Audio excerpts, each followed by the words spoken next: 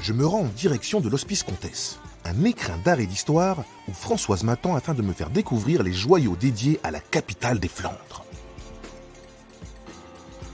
Bonjour Camille. Bonjour Françoise.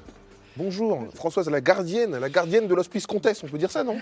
Et oui, effectivement, nous sommes ici dans un vieil hôpital, un très vieux bâtiment, beaucoup plus vieux que moi. 13e siècle. 13e siècle, tout à fait. Donc nous sommes flamands jusqu'à la période bourguignonne, jusqu'en 1369.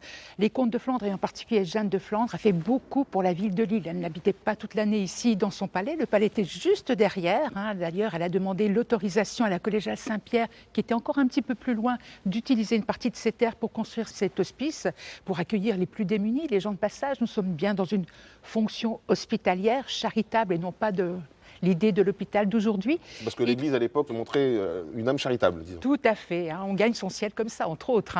Comment était le vieux Lille de l'époque? L'île s'est construite sur une rivière. Nous sommes ici sur la Deule, et en particulier de ce côté-ci, c'était la Basse Deule, avenue du peuple belge, avec le port qui était juste à côté. On a une petite ville de commerce, essentiellement. Bien sûr, on échange au départ du vin, on échange du blé, et à partir du XIIe siècle, c'est surtout le textile, puisque nous sommes ici dans une ville drapante. Eh bien, les gens des Hauts rencontrent avec l'esprit du musée. On vous suit, Françoise. Volontiers. Madame. Pardon, merci. Ah oui, d'accord. Mais là, on retrouve donc les carreaux de faïence. Alors, une autre chose m'interpelle dans cette cuisine, c'est la taille de la cheminée, quoi. Alors, la taille de Immense. la cheminée, immense, c'est vrai. Il faut donc préparer les repas ici. On a eu jusqu'une centaine de malades. C'est l'hôpital le plus important de l'île. C'est vraiment cette fonction charitable, puisque quelquefois, les plus démunis n'avaient même pas cette opportunité d'avoir un repas chaud par jour. Écoutez, on va continuer la visite. Volontiers. Allez, je vous suis. Où m'emmenez-vous, Françoise? Alors, je vous emmène dans la pharmacie.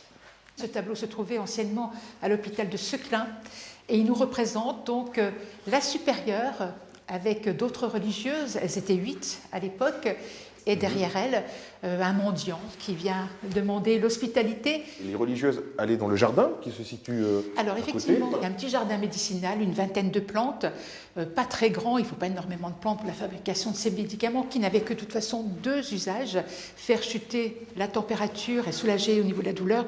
Il faut bien concevoir que la maladie est perçue à l'époque comme un châtiment, une punition de Dieu. Ah oui. Le meilleur remède, c'est la prière.